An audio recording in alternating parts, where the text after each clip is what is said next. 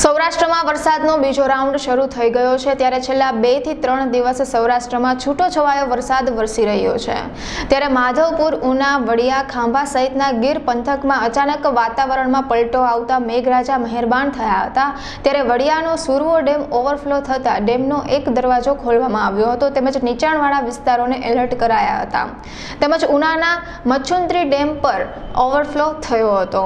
આ ડેમમાં પાણીની આવક થતા ગ્રામજનો સહિત ખેડૂતોમાં ખુશીનો માહોલ જોવા મળ્યો હતો। માધવપુર ખેડ મુકામે કાલના સમયમાં 1 થી 1.5 ઇંચ વરસાદ પડેલો છે અને આજે 2 થી 2.5 ઇંચ વરસાદ ગાજવીજ સાથે પડેલો છે કે જેથી ત્યાંના સ્થાનિક લોકોમાં અને ખેડૂતોમાં એક ખુશીનો માહોલ છવાઈ ગયો છે।